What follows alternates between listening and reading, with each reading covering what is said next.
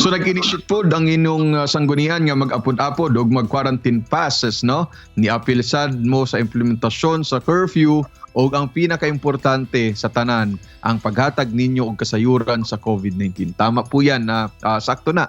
No, unsa pod ang reaksyon sa inyong kabarangay kabahin ini?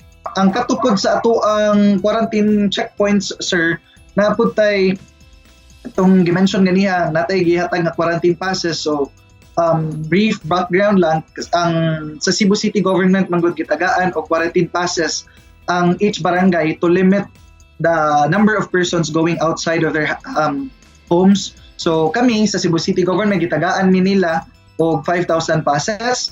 So kana siya murag considering the population of Barangay Apas, dili gyud siya suffice. However, kami sa amuang aktibo pod no nga punong barangay si Honorable Virgil Cabigon, nagstorya mi, nagsit-in mi anak niya kung unsa man gyud unsay angay nga mga schemes or mechanism na among i-adapt para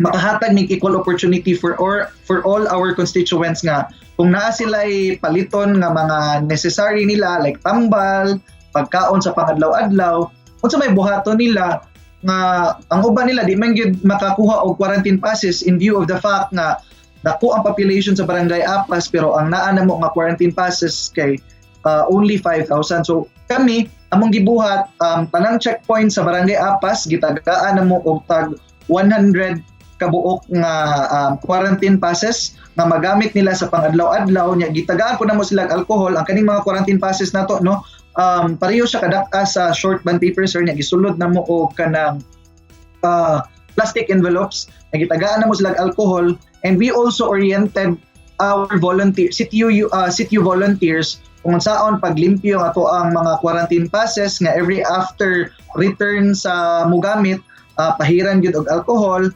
Pag-abot sa edukasyon ng inyong sanggunian, suportado ang distance learning sa mga kabatanunan. Diin Yes, adunay mo'y online tutorial. Yung giingon ninyo nga school neck, no? Unya, naghatag sad mo og mga tablets, no? Kining baka makaingon sila tablets nga, tabletas nga tambal, no? Tablets, when you say tablets kanang gadget ba, no? Kamusta na ang dagan ani nga programa o giun sa pag-take sa atong mga estudyante? Unsa ilang reception? So, kuan sir no, appeal sa naepektado nga aspeto no sa human existence nato, labi na sa mga kabatanunan, kani jong education. So, ang gibuhat namo sa sangguniang kabataan Apas is ang library sa barangay hall, amo siyang gilimpyo,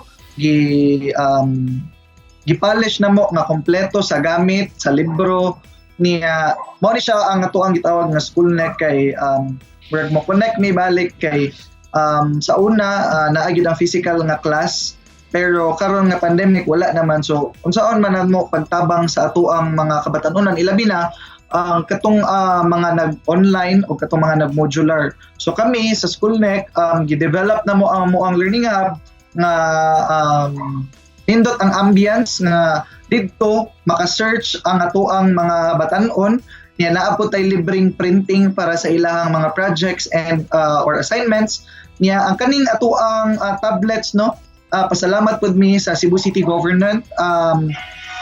It was provided by Honorable Edgardo C. Labella through his leadership nga matagaan gyud og 30 kabuok tablets ang atuang barangay sa Barangay Apas nga magamit sa amo mga estudyante.